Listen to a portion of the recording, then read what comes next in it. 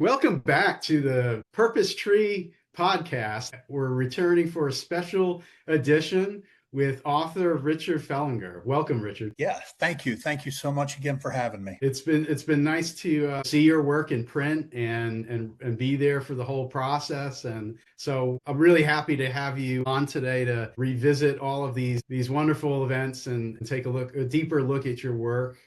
Your most recent novel is the Thomas E. Kennedy Award winner, unanimously chosen by the judges. And I have a copy here. It comes in beautiful paperback as well as a beautiful hardcover edition, which I have at home. This is An American Girl, and it's been out for what? Probably a year, almost a year now, right? Yeah, almost about 11 months. Yeah. Yeah. So it's you were on a news show to talk about it, and you've been getting some publicity. And so tell us about the book. For those who haven't read An American Girl, what could you say about the novel? Well, I can say a lot. I could probably say almost 300 pages worth, right? But I won't go there today. It is contemporary literary fiction. A tagline: the story of a single mom, a book ban, and a town in turmoil. It's a story that was influenced heavily by the book bans that we see nowadays too often. One in particular happened 5-6 years ago near my home. I live in Harrisburg, PA, and a school district just south of us called the Central York School District, where incidentally my wife was teaching at the time. They banned a bunch of books by authors of color. And my wife and I followed the news story closely, and it did become national news. And I am an old distance runner turned distance walker, and I'm out on my walk one day thinking about stories and just letting my mind do what my writerly mind does. And it came to me, this is a story. There's a human story here somewhere.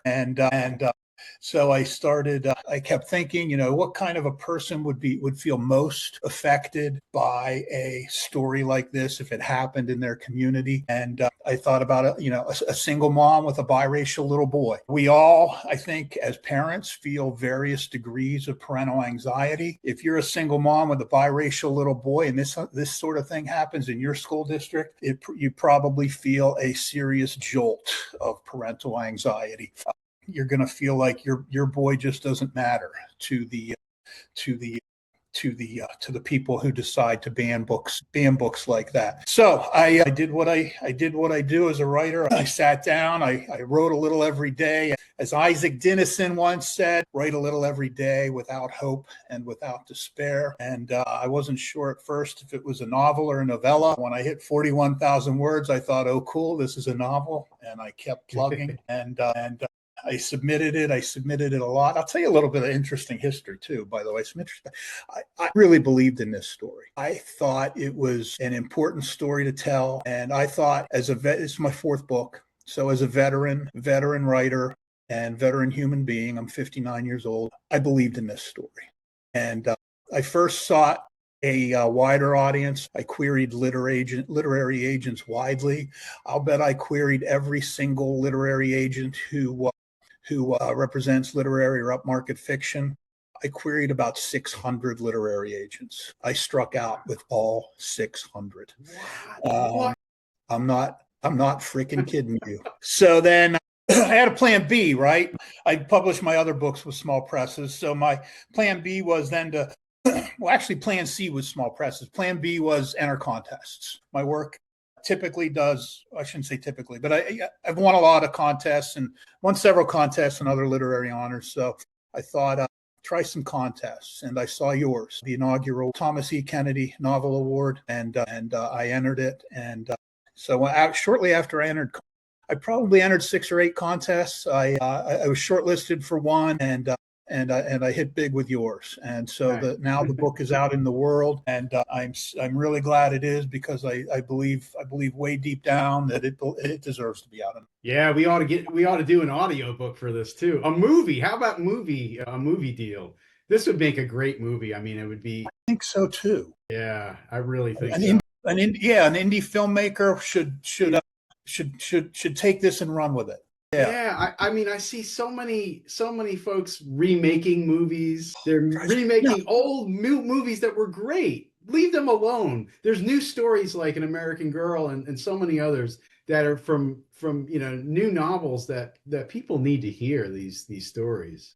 You have a real social justice story to share that could make a difference. And I think that for me, it's always been story first. It's that you have to have the story, and if it's a story that moves people and gets them to think about something, then that's a winner. And I see that in your book, in American Girl. Thank you. So I'm so glad they brought it to me, and I was like, yes, absolutely, we have it. And what inspired this? Was it an event? Is there anything else you would say about that? I'm an old newspaper reporter, and as my fiction career progressed, I found myself drawn to social justice stories. By the way, there's a transition for you. My previous book, which you guys are kindly going to re-release this summer, is another social justice story, and we can get into that soon. But yeah. As an old newspaper reporter, I found myself drawn to social issues, and as I look for stories to tell that are fiction, yet hold up the mirror to the world, right? I found that stories about things like book bans and guns in America. There's your transition. And my previous book, which is also my next book, thanks to you guys, is about guns in America at its core. One of the remaining copies, I was able to get this on eBay. So this was the original first edition, summer of '85. Also, a really urgent, critical issue in the United States right now for a long time too. You could think back to like Bowling for Columbine. You think about the film, you think about books that were written so many years ago, and really nothing has happened with it. And so your book, tell us about summer of '85. Sure. Yeah, I think, and as you mentioned, nothing has really happened with the issue of guns in America. I do feel like it's one of our generation's great failures. And I think that's one of the themes of the book.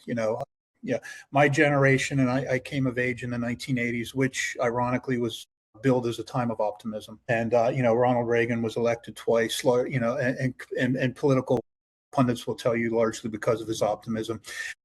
Looking back, I don't feel we should have been so optimistic. And I feel like we failed in a lot of ways. And I think this book digs into it. It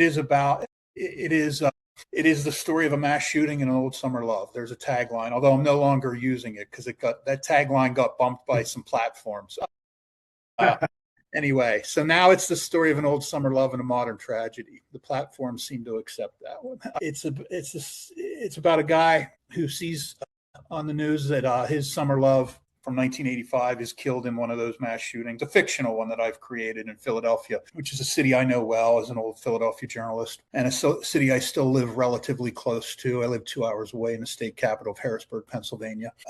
And I had formative years myself at the beach in both Wildwood, New Jersey, and Ocean City, Maryland. I grew up. As a college kid in the 80s, I couldn't get work in my railroad town in western Pennsylvania. So my buddies and I one year decided, let's go to the beach and work. And we got a crappy apartment in Wildwood, New Jersey. And those experiences led to, or Ocean City, Maryland, a couple years later. And those experiences are some that I tap into for summer of '85. When my protagonist, Dan Fair, sees that his summer love was killed in a mass shooting, his life, it triggers for him a serious examination of his life, and things begin to really kind of spiral out of control for him personally. I think it's a wonderful read, and it's unfortunate that the first edition went out, and that was you brought that interest to the press, and we immediately I said this is a story the world continues.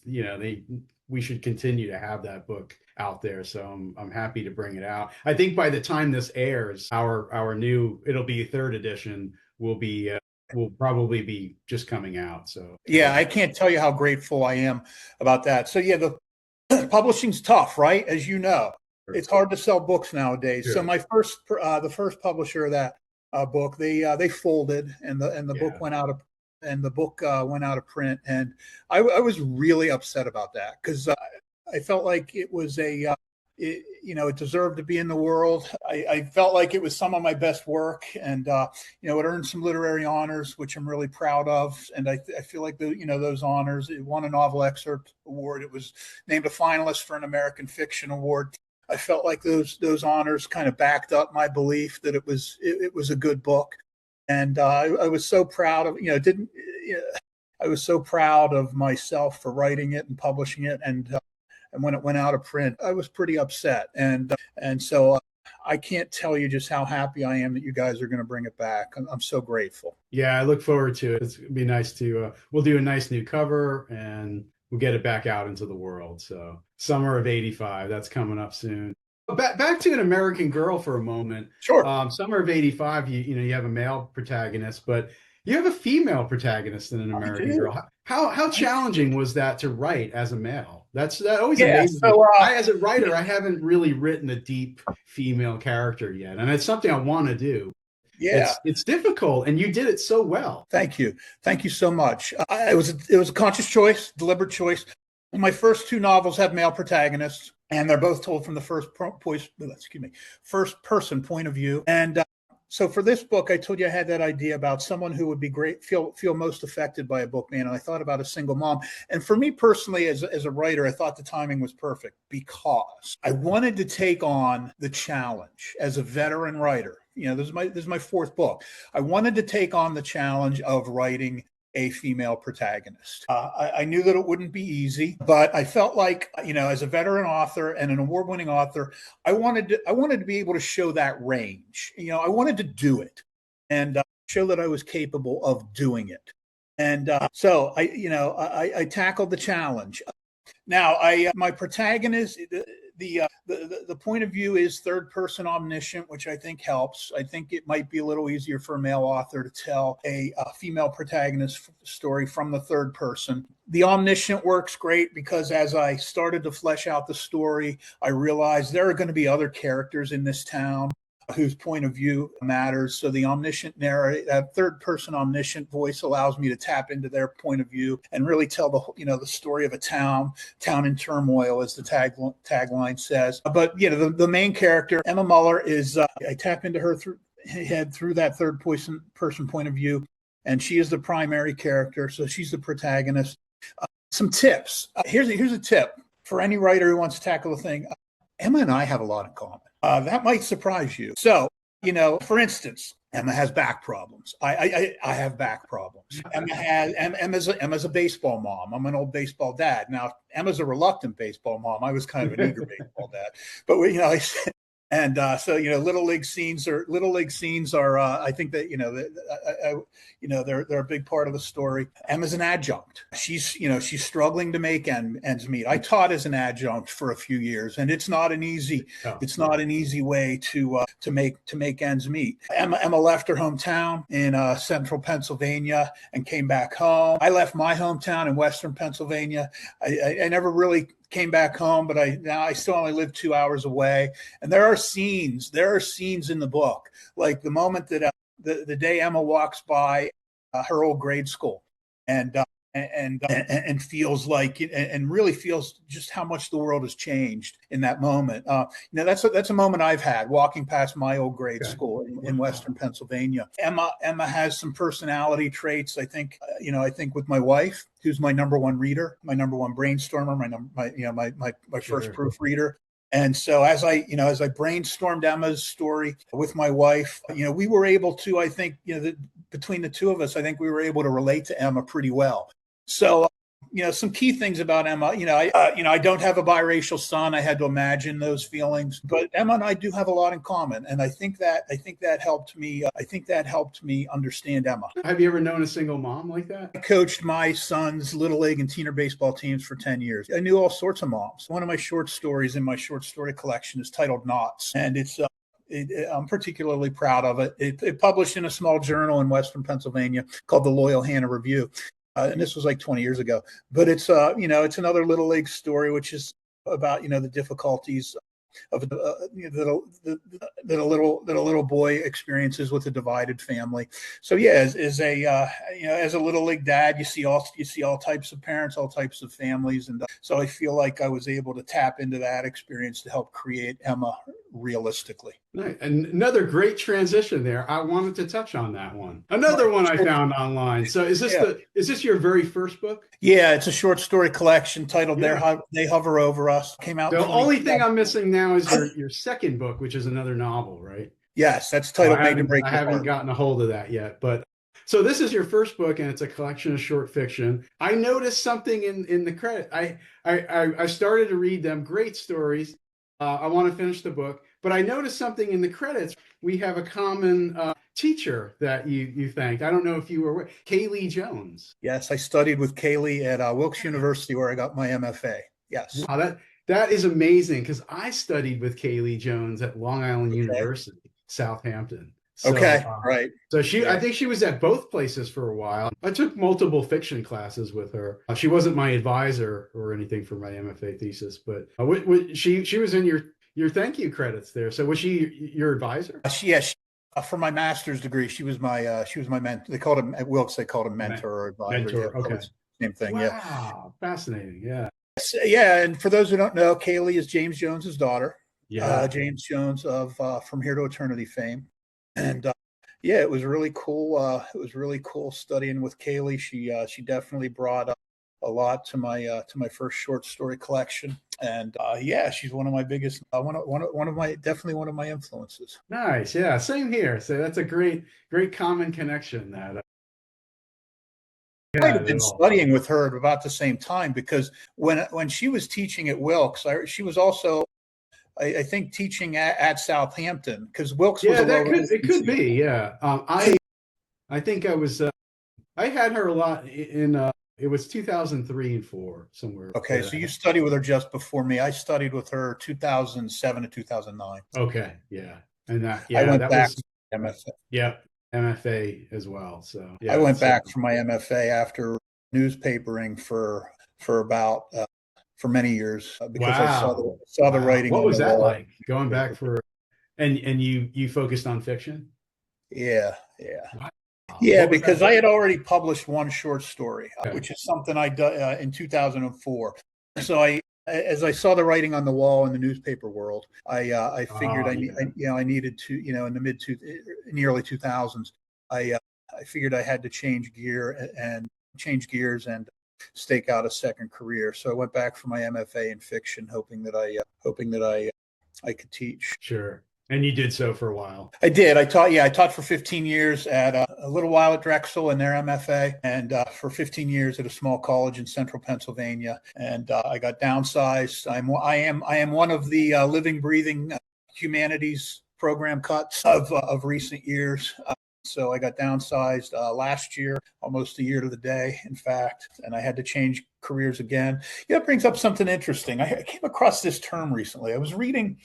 Forget what I was reading exactly, but it was in relation to or something by an English author, and he mentioned the term working class writer, and I love that term. I'm from a town called Altoona, an old railroad town in western Pennsylvania, and I just love the term working class writer. I identified with it. A lot of us have day jobs, and that makes us working class writers. Whether we're a newspaper reporter, whether we're adjuncting at a or some sort of have some sort of instructional staff job at a college. A lot of us work and manage to write at the same time. And so I love the term working class writer. I think of myself now as a working class writer because I do. I have a day job, and I still try to plug away at writing books because it's that important to me. How long were you a journalist for? 15 years. 15 years in Pennsylvania, the Philadelphia area, and the Harrisburg. I was a state capitol reporter in Harrisburg for 9 years. And I'll tell you something. That experience really helped me with An American Girl. The school board scenes in particular. Oh, yeah. I mean, I as a cub reporter, I wrote at a paper called the Pottstown Mercury as a cub reporter, and I covered school board meetings almost every week. And those experiences were very helpful to me as I wrote An American Girl, because I feel like I was able to tap into the reality of a school board meeting and the stuff that goes on at a school board, and both the minor dramas and the major dramas that happen at a school board meeting almost every week. Yeah, that'll give you great content to work with, right? There's so many experiences there. You must have seen a lot of different things in your community. Sure. Yeah. In fact, I mentioned in An American Girl a town called Boyertown. Boyertown is northwest of Philly, kind of an exurb, really far out, hour and a half outside of Philly. And when I was there in the '90s, the Klan was rallying once a month on the downtown streets in Boyertown. Oh, So I kind of became the Klan reporter at whoa. the Mercury, and not by choice, just because that was my beat. I was assigned the Boyertown area school district. So anything happened in the Boyertown area, it's not even the South. Was mine to write about. No, but in central Pennsylvania, unfortunately, there is, there are enclaves of white supremacists. And back in the '90s, during the Clinton administration, they were starting to come out of the woodwork again. And the Klan used to rally one Saturday a month on from like springtime to fall in Boyertown on the corner, and I tapped into that a little bit for An American Girl.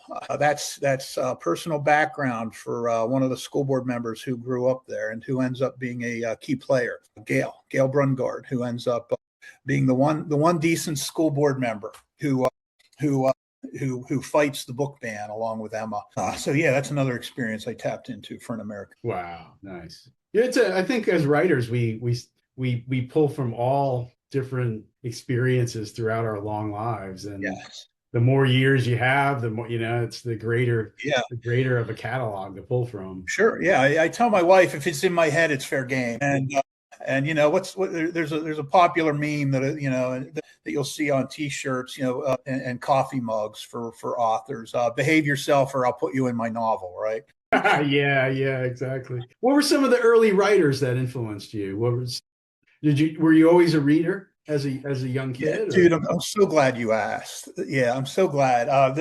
Number one, Raymond Carver. I went to Pitt. I went to Pitt in the '80s, and I studied with a guy named Chuck Kinder, better known to the literary world as Grady Tripp from Wonder Boys. So I went to Pitt in the mid to late '80s, and I followed by just a few years Michael Chabon, who went to Pitt in the early '80s, and Michael's favorite professor was Chuck Kinder, who ended up being Grady Tripp in the book and the movie Wonder Boys.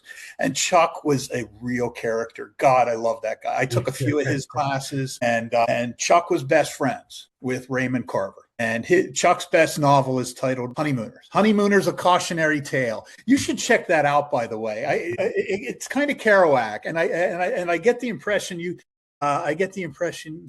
from reading your stuff, and so I think you'd like Honeymooners, A Cautionary Tale. So. Yeah, I haven't read.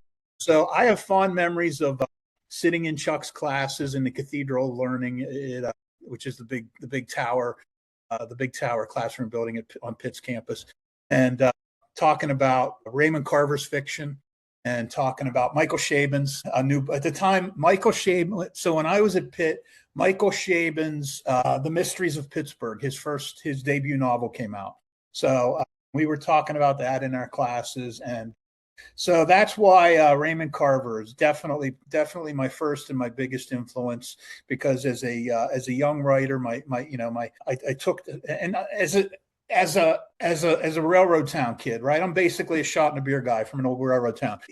Raymond's stories really appealed to me because he tells hard scrabble, working class stories. Working class again, yeah. And so I just loved Ray's stuff, and I loved Chuck's classes, and I'm so glad you asked, bud. Nice. You studied English in your bachelor's then? Technically, I got my degree in liberal studies with a minor in English. It's all the same, nice, exactly. Yeah. So you were a reader, though. You enjoyed it, and my early one. Yeah, in addition to Ray Carver, I loved Vonnegut. Vonnegut. I still read some occasional Vonnegut, largely for the themes. Social justice guy, right? Yeah. And like a lot of '80s guys, John Irving. I know John Irving. I know there are mixed opinions on John Irving out there, but I was a fan as a 19-year-old reader.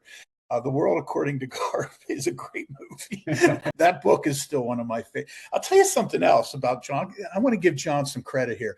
I once heard him say The World According to Garp is basically a novel about parental anxiety. And I feel like my first novel, which is about a rabid Rabid Little League Dad is basically a novel about parental anxiety. And even writing that novel, I felt that was my number one theme. And I was so glad to read John say that about Garp, because I felt another connection to him. Right. Yeah. Yeah. It's whatever wakes us up, and Raymond Carver Sure. did that for me too. He woke me up. I was like, wow, this is amazing. And so yeah, there's a lot. Yeah. Some of his stories hit like a sledgehammer. Yeah, that's for Yeah. sure. Yeah. Well, what's next from Richard Fellinger? Well, I'm a working class writer, so I have a day job. So it takes a while. I'm really happy that I've been able to plug away slowly but Okay. surely at another manuscript. I only have about 15,000 words drafted. Okay. You're chipping away at something new? I'm plugging. And again, I don't know if it's a novel or a novella. Novella, it could be. Okay. Yeah. Part of me hopes that this time it's a novella, because I haven't published a novella yet. But if it ends up, I was going to ask you. That's yeah. Have anything that you've written but haven't published that you just I'm not going to put that out there? Yeah. It was a novel I wrote before An American Girl, and I queried agents and got nowhere, and just thought, this probably doesn't deserve to be out there. Really, you just feel like you'll never see the light of day, huh? Yeah. But I'll tell you what, I stole some scenes from it for An American Girl. Okay. So there's a scene where Emma's boyfriend gets drunk and shows up with chocolates in the middle of the night. That happens in my previous novel. Wow. You got to reuse stuff. Yeah, that's great. Yeah. Yeah. Oh, that's terrific. So yeah, there's nothing you can do to that, like prepare it to resuscitate it. Huh? It's not. Pardon me? You can't. There's nothing to salvage there other than some scenes like that. Yeah, I think you're right. Yeah, that has a female protagonist. That was actually my first stab at a female protagonist. Okay. And I delved into as an old journalist. I delved into Me Too stuff in the workplace, and in the end, I just I didn't think it worked for me. But that scene where the boyfriend shows up drunk works. So. So I'll take it. Yeah. Have you ever went back to your short fiction? No, not really. Sort of, kind of. It's been a challenge for me since my MFA. These came out of your MFA years then? Yeah. So yeah. The number one reason I never went back to short fiction was I lost my newspaper job. I was downsized in 2009. And, everyone said short stories don't sell. So as someone who was out of work and trying to piece together a second career or find a second career path, I felt like if short stories don't sell, and I'm an underemployed writer who's, adjuncting and things like that. I don't have the luxury right now to write short stories. I've got to try to sell something. I've got to try to write something more marketable. So that's the first reason I got away from short stories. Although in the manuscript I'm working on now, I kind of started it envisioning it as linked short stories. It's about a teacher a young school teacher in my hometown, and it's another mirror book, right? Trying to hold up the mirror to the world. And I'm telling it over the course of a day or two of parent-teacher conferences. And my initial idea was to, write linked short stories about, one conference after another and how difficult they are. But as I got into the narrative, I got away. Maybe the first chapter is a standalone short story, but as I got into the narrative, and I'm an organic writer. I often don't know where my books are going until the story tells me where it's going. As I got into the narrative, I thought, no, these stories, these subsequent chapters need to connect better. So this needs to be this needs a different narrative flow than a collection of linked short stories. But maybe the first chapter is a short story. Okay, I'll find out hopefully within the next couple of years. It's you would think it's it's easier to sit down, write a story, publish it, get a collection of them going to get But for me, it's been years of trying to get back to that. I just can't I wrote one last year, but just trying to get back into that mode of consistently writing and publishing stories is it's hard once you break away from that. And some of it's the format. I forget. I wish I could remember where I read this, but I can't. So I read somewhere recently someone say that a novel is a long book that's imperfect, and a short story is a short story that's perfect. So it's once you start writing those longer imperfect Yeah. stories, it might be harder to get back into those shorter perfect stories. Yeah, that's for sure. That's a good way of looking at it. Yeah. And then there's poetry. So you don't do any poetry though, right? I don't. But Yeah. and let me give Kaylee Jones some credit here. I remember studying with her, and she once told me as I was working on a short story I was struggling with an ending, and she said, right, her advice was be a poet. And so even as a writer of fiction, whether it's short fiction or long form, there are moments where you've got to recognize and you've got to try to be a poet, because that's what takes your work to the next level. So even if we're not poets by trade, we have to know when we need to write a passage that is poetic. Nice. That's great advice. It was great advice. Yeah. Yes, that stuck with me, and I appreciate that. I appreciate that advice from Kaylee. Yeah. Well, good luck on that. The current manuscript. A novella is a great thing. That would be great. Or Sure, a novel. nothing We'll wrong with see. that.